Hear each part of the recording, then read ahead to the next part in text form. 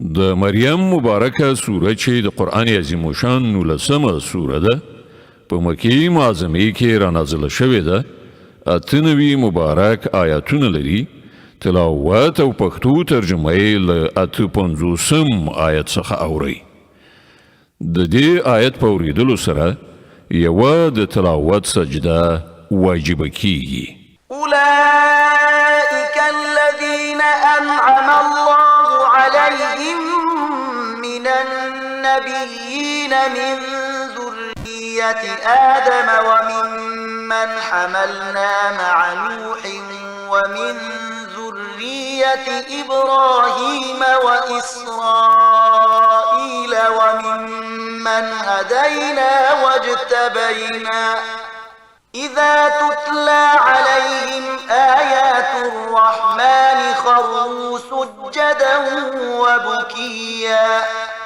دا هغه پیغمبران دي چې پر هغو باندې الله پیرزوینه کړې ده د آدم علی السلام له اولادینه او د هغو خلکو له زوجات څخه چې موږ هغوی له نوح علی السلام سره په کشتۍ کې سپاره کړي وو او د ابراهیم علی السلام له اولادینه او د اسرائیل علی السلام له اولادینه او دوی له هغو خلکو څخه وو چې موږ ورته لارښوونه وکړه او د هغو حال دا و چې کله به د رحمان خدای آیاتونه ورته اورول کېدل نو د ژړا په حال کې به په سجده پرېوتل.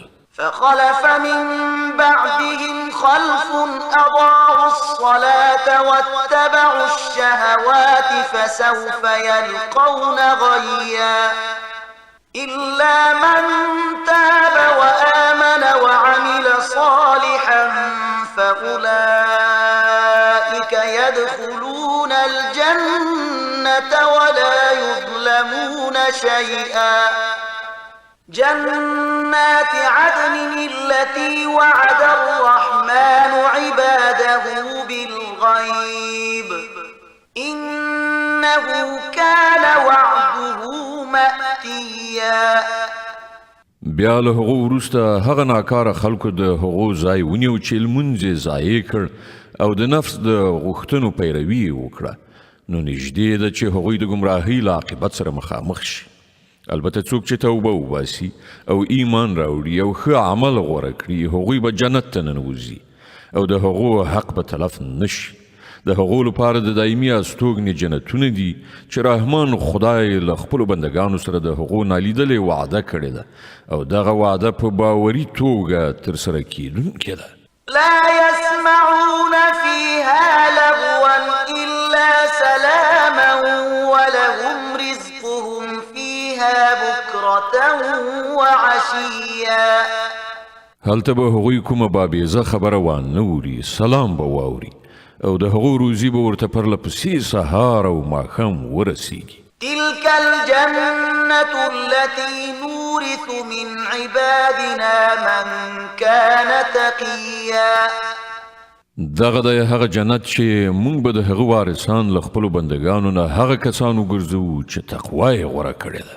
وما نتنزل إلا بأمر ربك له ما بين أيدينا وما خلفنا وما بين ذلك وما كان ربك نسيا. اے محمد صلی الله علیه وسلم پرښتې وایي موږ ستا د رب له حکم نه پرته نه راکوزیږو. څه چې زموږ مخې ته دي او څه چې زموږ شاته دي او څه چې د دې په منځ کې دي د هر څه څښتنه همغه دی او ستا رب هیرونکی نه دی.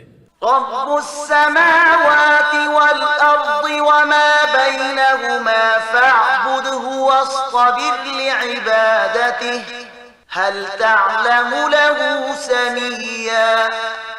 هغه د اسمانونو او ځمکې او ټولو هغو شیانو رب دی چې د اسمان او ځمکې ترمنځ دي نو ته د هغه بندګي وکړه او د همغه په بندګۍ باندې کلک اوسه.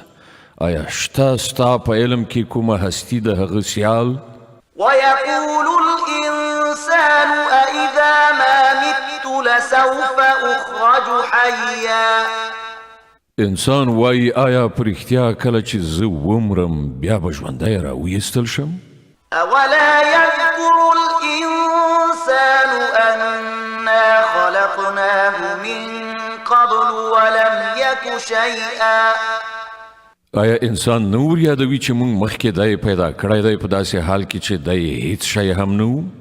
فوربك لنحشرنهم والشياطين ثم لنحضرنهم حول جهنم جثيا. ستا پر رب قسم چې موږ به رومرو دوی ټول او له دوی سره شیطانان هم ایثار راولو، بیا به د دوزخ چار پیر سرکوزي په ګونډو را حاضر کړو. ثم لننزعن من كل شيعة أيهم أشد على الرحمن عتيا. بیا بل هر ډلې نه هر هغه څوک په بیله توګه راوباسو چې د رحمان خدای په مقابل کې زیات سرکشه شوی و. ثم لنحن أعلم بالذين هم أولى بها صليا. بیا په دې باندې موږ ښه پوهیږو چې له هغو نه کوم یو تر ټولو زیات په دوزخ کې د غورځېدو وړ دی. وإن منكم إلا واردها كان على ربك حتما مقضيا. له تاسې نه هیڅوک داسې نشته چې دوزخ ته ورتلونکي نه وي. دا خو یوه فیصله شوې خبره ده چې د هغې ترسره کول ستا د رب په غاړه دي. ثم ننجي الذين اتقوا ونذر الظالمين فيها جثيا. بیا به موږ هغه کسان وژغورو چې په دنیا کې پرهیزګاران او ظالمان به په همغه کې غورځېدلي پرېږدو. وإذا تتلى عليهم آياتنا بينات قال الذين كفروا للذين آمنوا أي الفريقين خير مقاما وأحسن نديا. دوی ته چې کله زموږ روښانه آیاتونه اورول کیږي نو منکران مؤمنانو ته وایي وښایاست له موږ دواړو ډلو نه کومه یوه په ښه حالت کې ده او د چا غونډې زیاتې شانداره دي. وكم أهلكنا قبلهم من قرن هم أحسن أثاثا ورئيا. په داسې حال کې چې موږ له دوی نه مخکې څومره داسې قومونه هلاک کړي دي چې له دوی نه زیات وسایل درلودل او په ظاهري شان شوکت کې له دوی نه پر مخ تللي وو. قل من كان في الضلالة فليمدد له الرحمن مدا حتى إذا رأوا ما يوعدون إما العذاب وإما الساعة فسيعلمون من هو شر مكانا وأضعف جندا. دوی ته ووایه څوک چې په ګمراهۍ کې اخته کیږي هغه ته رحمان خدای مهلت ورکوي تر دې پورې چې کله دغه راز خلک هغه څه وګوري چې له هغو سره یې وعده شوې ده، که هغه د الله عذاب وي او که د قیامت ساعت، نو بیا هله ورته څرګندېږي چې د چا حال خراب دی او د چا ډله کمزورې ده. ويزيد الله الذين اهتدوا هدى والباقيات الصالحات خير عند ربك ثوابا وخير مردا. د دې پر خلاف کوم کسان چې سمه لاره غوره کوي الله هغو ته د سمې لارې په تګ کې پرمختګ ور په برخه کوي او باقي پاتې کېدونکي نیکۍ ستا د رب په نزد مکافات او عاقبت په اعتبار سره ډېرې ښې دي. أفرأيت الذي كفر بآياتنا وقال لأوتين مالا وولدا. آیا تا هغه څوک ولیدي چې زموږ د آیاتونو له منلو نه انکار کوي او وایي چې ما ته خو به مال او اولاد هم داسې راکول کیږي؟ أطلع الغيب أم اتخذ عند الرحمن عهدا.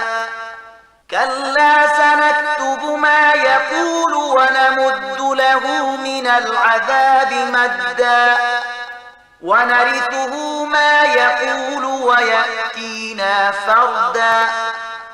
آیا هغه په غیبو خبر شوی دی یا یې له رحمان خدای نه کومه وعده اخیستې ده؟ هیڅ کله داسې نه ده. دی چې څه وایي موږ به هغه ولیکو او هغه ته به عذاب لا نور ور زیات کړو. دی چې کوم وسایل او ډله لښکر یادوي هغه ټول به موږ ته پاتې شي او دی به یوازې زموږ په وړاندې حاضر شي.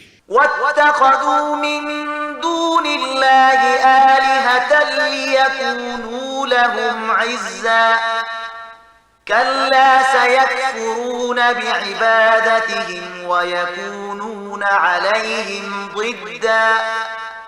دوی له الله نه پرته خپل څه خدایان نیولي دي تر څو چې هغوی د دوی ملاتړ وي. هیڅ ملاتړ به یې نه وي. هغوی ټول به د دوی له عبادت نه منکر شي او برعکس د دوی پر خلاف دریځ به ونیسي. ألم تر أنا أرسلنا الشياطين على الكافرين تؤزهم أزا فلا تعجل عليهم إنما نعد لهم عدا. آیا تا نه دي لیدلي چې موږ د حق دغو منکرانو ته شیطانانو خوشي کړي دي چې دوی په پوره ډول د حق دښمنۍ ته هڅوي؟ ښه نو اوس پر دوی باندې د عذاب نازلېدو لپاره تلوار مه کوه. موږ د دوی ورځې شمارو.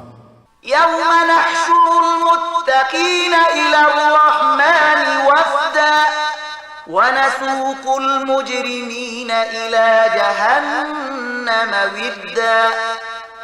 هغه ورځ راتلونکې ده چې موږ پرهیزګاران د میلمنو په څېر د رحمان خدای حضور ته وړاندې کړو او مجرمان به د تږو څارویو په شان د دوزخ لوري ته وشړو. لا يملكون الشفاعة إلا من اتخذ عند الرحمن عهدا. په هغه وخت کې به خلک په کوم سپارښت راوړلو قادر نه وي بې له هغه چا څخه چې د رحمان خدای له حضور څخه یې اجازه نامه اخیستې وي. وقالوا اتخذ الرحمن ولدا لقد جئتم شيئا إدا تكاد السماوات يتفطرن منه وتنشق الأرض وتخر الجبال هدا أن دعوا للرحمن ولدا. هغوی وایي چې رحمان خدای څوک په زوی ولی نیولی دی.